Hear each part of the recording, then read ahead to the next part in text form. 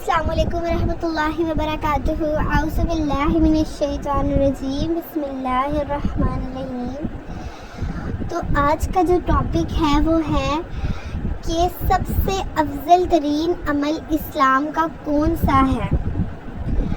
لوگوں کے اندر اسلام کی باہمی فضیلت کا بیان۔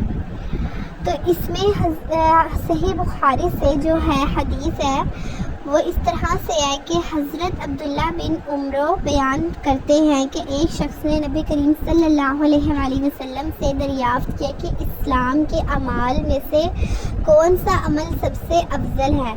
آپ صلی اللہ علیہ وآلہ وسلم نے ارشاد فرمایا کہ سب سے بہتر اعمال یہ ہے کہ تو ضرورت مندوں یعنی فقراء اور مساکین کو کھانا کھلائے، اور ہر شخص چاہے آپ اس کو جانتے ہو یا چاہے آپ اس کو نہ جانتے ہو اجنبی کو سلام کریں۔ یہ سب سے افضل ترین عمل ہے۔ سلام کی اتنی زیادہ فضیلت ہے کہ اس سے سلام کا مطلب ہے السلام علیکم ورحمۃ اللہ وبرکاتہ، یعنی کہ سلام کہ آپ پر سلامتی ہو اور برکتیں نازل ہوں۔ تو جس کو آپ سلام کریں تو آگے سے اس کو چاہیے کہ وہ بھی آپ کو سلام کرے اور اس کو جواب اس طرح سے دے وعلیکم السلام ورحمۃ اللہ وبرکاتہ۔ اور دوسرا عمل جو دوسرا افضل عمل ہے اس کے بارے میں فرمایا گیا ہے، یہ حضرت ابو موسیٰ بیان کرتے ہیں کہ صحابہ کرام نے دریافت کیا کہ یا رسول اللہ کس شخص کا اسلام سب سے بہتر ہے۔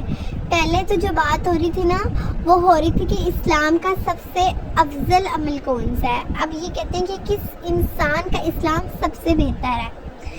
آپ صلی اللہ علیہ وآلہ وسلم نے فرمایا جس کی زبان اور ہاتھ کے شر سے دوسرے مسلمان محفوظ رہے۔ دیکھیے آپ زبان اور ہاتھ ایک اس طرح سے کی چیزیں ہیں کہ جو دوسرے انسان کو تکلیف اور اذیت پہنچا سکتی ہیں۔ تو ہمارے نبی نے بھی فرمایا ہے کہ کسی کو تکلیف نہ پہنچائیں،